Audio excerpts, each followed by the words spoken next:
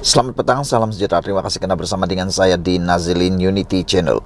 Saudara-saudara sekalian, seperti yang saya cakap petang tadi, ramai orang yang tak akan percaya apabila saya cakap saman terhadap Zuraida Kamarudin sebanyak 10 juta yang telah dimenangi oleh Anwar Ibrahim dan PKR dan telah disahkan di Mahkamah Tinggi dan diarah supaya Zuraida membayarnya.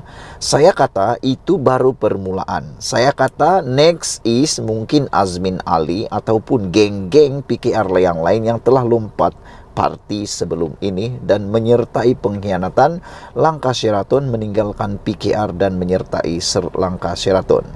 Ramai orang mempersoalkan apa yang saya cakap. Ada yang mereka kata saya bermimpi di siang hari, di malam hari dan macam-macam lah. Tapi terbukti apa yang saya kata itu hanya satu permulaan. Itu satu permulaan untuk satu duluan yang bagus untuk undang-undang lompat parti. Akhirnya terbukti benar. Apabila pemimpin atau Setiausaha Agung PKR yaitu Saifuddin Nasution Ismail mengatakan saman PKR ke atas Zuraida hanya satu permulaan. Makna kata pada pendapat dan juga pemahaman saya, Zuraida mungkin adalah orang yang mungkin bukan terakhir, tetapi orang pertama. Dan mungkin akan lebih banyak lagi yang akan terlibat di dalam saman yang seterusnya. Itu sebab saya tanya kepada anda semua yang mengikuti channel konten ini, adakah anda juga setuju dan suka dengan tindakan ini? Bukan sekadar kepada PKR. Kita kena buka fikiran kita. Jangan hanya berpikir kepada PKR, tetapi kita berpikir kepada semua parti yang mana melibatkan Barisan Nasional UMNO, Bersatu, PAS, PKR, Gerakan DAP dan semualah parti-parti yang ada di Malaysia termasuk yang ada di Sabah dan Sarawak. Sepatutnya undang-undang seperti ini perlu dikuatkuasakan dari dahulu lagi. Selain daripada undang-undang lompat parti yang ada sekarang, perlu ada undang-undang seperti ini yang mana setiap calon yang akan bertanding perlu menandatangani perjanjian aku janji yang mana akuan itu harus diterima di mahkamah. Yang mana kalau mereka lompat parti setelah menang dan tidak ada apa-apa isu selain dipecat, mereka perlu membayar ganti rugi sekurang-kurangnya 10 juta seperti mana yang telah berlaku kepada Zuraida Kamarudin ini.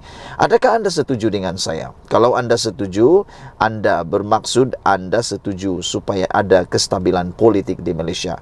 Sila tinggalkan komen anda, tulis dalam ruangan komen di bawah ini apa pendapat kamu tentang apa yang saya kata tadi itu. Kamu setujukah bahwa setiap parti politik perlu ada undang-undang denda? Kalau dalam bahasa dusun, sogit. Diberikan denda dalam bentuk uang tunai kepada sesiapa yang mengkhianati parti dan lompat parti. Apabila Saifuddin Nasution Ismail mengatakan saman PKR ke atas Zuraida hanya satu permulaan, saya pikir ini sudah akan membuatkan lutut semua orang-orang yang lompat parti meninggalkan PKR dan menyertai langkah Sheraton mula bergegar dan tak tidur lena malam ini, terutamanya Azmin Ali. Selepas mahkamah hari ini mendapati Zuraida Kamarudin perlu membayar RM 10 juta kepada PKR, pemimpin kanan parti itu lantas mengingatkan ia hanyalah satu permulaan buat bekas wakil rakyat yang berpaling tadah sebelum ini. Setiausaha Agung PKR Saifuddin Nasution Ismail berkata, langkah seterusnya yang bakal diambil parti terbabit ialah membawa bekas ahli parlimen lain yang menyertai langkah Sheraton pada tahun 2020. Siapa lagi kalau bukan ketuanya Azmin Ali, bekas timbalan presiden parti PKR. Kami mulakan dengan Zuraida dan kami menang, kata beliau. Makna kata ini sudah satu duluan. Dan pastinya membawa ketakutan besar kepada Azmin Ali. Langkah seterusnya ialah ke atas bekas ahli parlimen PKR lain yang ikut keluar pada 2020 lalu, kata beliau. Fakta kesnya adalah sama. InsyaAllah peluang menang adalah cerah, katanya dalam kenyataan dimuat naik di Facebook hari ini. Malaysia Kini pagi tadi melaporkan Mahkamah Tinggi Kuala Lumpur mengarahkan Zuraida membayar RM 10 juta kepada PKR kerana berpaling tada daripada parti itu pada tahun 2020. Ketika itu Zuraida merupakan ahli parlimen Ampang untuk penggal ketiga. Peguam PKR Navpreet Singh berkata, keputusan tersebut dibuat Hakim Akhtar Tahir semasa prosiding dalam talian. Katanya, Akhtar berpendapat bond yang ditandatangani Zuraida semasa menjadi calon PRU 14 lalu adalah kontrak yang sah dan mengikat. Bahkan jumlah RM10 juta itu munasabah untuk menyekat seseorang ahli parti bertindak bertentangan dengan kepentingan parti, kata beliau. Hakim juga kata Navpreet mengarahkan Zuraida membayar kos sebanyak RM50,000 kepada Planatif. Tidak ruang untuk khianat. Zuraida meninggalkan PKR dalam peristiwa yang menyaksikan kerajaan PH jatuh pada Februari 2020. Selain Zuraida, ada lagi ahli parlimen bertindak sama termasuk Azmin Ali yang ketika itu menjadi timbalan Presiden PKR. Selepas meninggalkan PKR, Zuraida menyertai Bersatu untuk seketika sebelum menyeberang pula ke Parti Bangsa Malaysia yang menyaksikan dia bersama penyokongnya berdepan dalam konflik dalaman. Semasa PRU 15 dilangsungkan pada November 2022, Zuraida bertanding untuk mempertahankan kerusi Ampang namun dia kalah, malah hilang wang pertaruhan. PKR memulakan tindakan sivil ke atas Zuraida pada September 2020.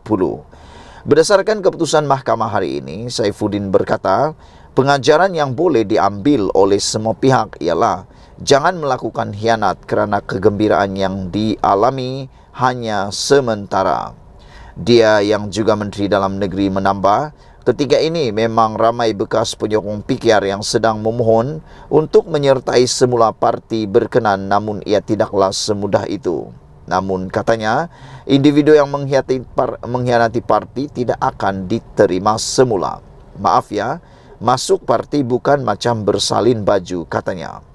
Selain Zuraida, 10 ahli parlimen yang kini berdepan dengan tindakan sama ialah Azmin Ali, Saifuddin Abdullah, Baru Bian, Kamaruddin Jafar, Mansur Othman, Muhammad Rashid Hasnon, Edmund Santara Kumar Ramanidu, Ali Biju, Willy Mongin dan Jonathan Yassin. Saudara-saudara sekalian, itulah dia keputusan yang paling ditakuti oleh Azmin Ali akhirnya diumumkan oleh Saifuddin. Jumpa lagi, apa pendapat Anda? Jangan lupa tinggalkan komen Anda, tekan butang subscribe. Malaysia kita punya, kita jaga sama-sama, cintai Malaysiaku. Bye-bye. Selamat petang, salam sejahtera. Terima kasih kerana bersama dengan saya di Nazilin Unity Channel. Isu yang hangat pada petang ini ialah melibatkan satu kabar angin yang mengatakan kononnya Rafizi didesak untuk letak jawatan. Siapa yang minta? Ikuti ulasan ini. Tapi sebelum itu, sila tekan butang subscribe dan share video ini serta tinggalkan komen Anda tentang isu yang hangat ini. Apabila kononnya ada satu dakwaan, kononnya mengatakan Rafizi Ramli didesak untuk letak jawatan. Dan yang lebih menggemparkan kita lagi ialah orang kononnya yang mendesak Rafizi ini. Siapa lagi kalau bukan UMNO. Didakwa kononnya UMNO Selangor mendesak Rafizi Ramli untuk meletak jawatan. Namun demikian, ianya telah pun dinafikan oleh UMNO Selangor. Apa sebab ini berlaku? Badan Perhubungan UMNO Selangor mengeluarkan surat atau kenyataan mendesak Menteri Ekonomi Rafizi Ramli melepaskan jawatan beliau. Pada pendapat saya tak setuju untuk Rafizi Ramli didesak letak jawatan. Kerana setakat ini, Rafizi Ramli masih berfungsi dengan baik, dapat memberikan idea untuk membawa kemajuan dan menyelesaikan masalah ekonomi Malaysia. Berbanding dengan orang yang mengkritik beliau, sebenarnya mereka hanya mengkritik. Tapi bila ditanya apa cadangan mereka untuk membaiki ekonomi Malaysia, mereka lebih banyak tak tahu daripada banyak tahu. Mengkritik lebih senang daripada melaksanakannya. Ramai orang yang mengejek Rafizi. Kononnya mereka kata Rafizi Ramli mempunyai hanya seorang menteri teori. Tapi saya nak tanya, orang yang kata menteri teori itu, yang mengecam Rafizi kononnya hanya sekadar menteri teori, saya nak tanya, kamu mengkritik itu ada cadangankah? Dan cadangan Anda yang Anda fikir itu kalau dilaksana berkesankah dalam masa 7 bulan? Kalau dalam masa 7 bulan Anda berada di sana dan terus ada perubahan, Anda memang luar biasa geliga, Anda memang luar biasa hebat, tapi malangnya belum pernah saya dengar. Saya pernah belajar ekonomi di university, belum pernah saya dengar dalam tempo 7 bulan kesan ekonomi dapat dilihat. Lebih-lebih lagi sekarang ini, ekonomi modern ini bukan hanya ditentukan lebih-lebih lagi oleh satu pemimpin, bukan juga ditentukan oleh Malaysia, tetapi ditentukan oleh ekonomi global. Jadi kalau Rafizi baru 7 bulan jadi Menteri Ekonomi, dah nak dikomen, nak disuruh untuk letak jawatan, saya pikir itu tidak sesuai langsung. Karena Rafizi sudah melaksanakan apa yang sepatutnya dan kita ambil masa untuk melihat kejayaannya. Belum pernah ada saya dengar tentang penyelesaian masalah ekonomi ini boleh buat dalam 1 detik. Sedangkan menteri-menteri yang lepas dulu pun 33 bulan, berpuluh-puluh tahun, berpuluh-puluh bulan tiada kesan. Ini kan pula baru 7 bulan kan. Jadi saya benar-benar tak setuju kalau ada desakan untuk Rafizi meletakkan jawatan beliau. UMNO Selangor dalam kenyataan hari ini memaklumkan surat itu adalah palsu dan fitnah terhadap kepimpinan parti di negeri berkenan menurut laporan bernama. Katanya, UMNO Selangor tidak pernah mengeluarkan surat atau kenyataan mengenai perkara terbabit. Berita palsu seumpama ini mempunyai agenda jahat untuk menjejaskan imej dan reputasi kepimpinan UMNO Selangor serta kerajaan perpaduan dalam menghadapi pilihan raya negeri PRN Selangor akan datang, katanya. Saya setuju dengan apa yang beliau katakan ini. Ialah kita memang faham. Lebih-lebih lagi menjelang pilihan raya negeri PRU memang banyak perkara-perkara yang tersebar, terutamanya perkara-perkara fitnah. Sekarang ini media sosial begitu mudah untuk diakses, begitu mudah untuk disebarkan. Tak payah tunggu sejam, tak payah tunggu 5 menit. 5 saat saja maklumat dah tersebar lebih daripada 10.000 orang. 5 saat saja. 1 kali klik, semua akan lihat. Jadi, perkara-perkara seperti ini memang akan berlaku bukan sekadar kepada parti kerajaan, tetapi juga kepada parti pembangkang. Bukan saja kepada PH, UMNO, PKR, tetapi juga ada juga berlaku kepada parti Bersatu, PAS dan sebagainya. Katanya Badan Perhubungan UMNO Selangor terus komited mengukuhkan kestabilan politik tanah air dan menyambut baik kerjasama dalam kerajaan perpaduan. Justru akan mengambil tindakan tegas kepada pihak yang tidak bertanggung jawab, kata beliau lagi. Saudara-saudara sekalian, hari ini telah disahkan bahwa DUN Selangor telah pun bubar dengan sahnya. Jadi dengan itu kita akan melalui satu lagi pilihan raya negeri di Selangor. Apabila DUN Selangor telah disahkan bubar hari ini.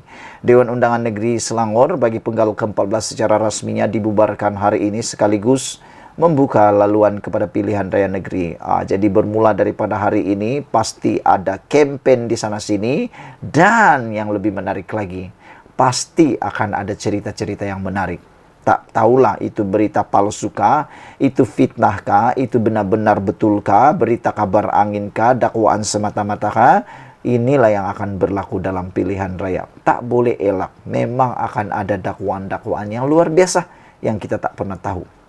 Pembubaran itu selaras dengan pengumuman Setiausaha Sultan Selangor, Datuk Muhammad Munir Bani pada Isnin lalu, selepas mendapat perkenan Sultan Selangor Sultan Sharifuddin Idris Shah. Ini bermakna DUN Selangor yang mempunyai 56 kerusi dibubarkan 2 hari lebih awal berbanding tempoh mandat DUN yang berakhir pada 25 Jun ini. Dengan pembubaran itu, pentadbiran Selangor kini ditadbir kerajaan sementara sehingga kerajaan baru dibentuk selepas PRN nanti. Selangor antara 6 negeri yang akan mengadakan PRN selain Negeri Sembilan, Pulau Pinang, Kedah, Kelantan dan Terengganu. Pada pilihan umum ke-14, Pakatan Harapan mendominasi Selangor apabila menang 51 daripada 56 kerusi, diikuti Barisan Nasional dan PAS masing-masing 4 dan 1 kerusi.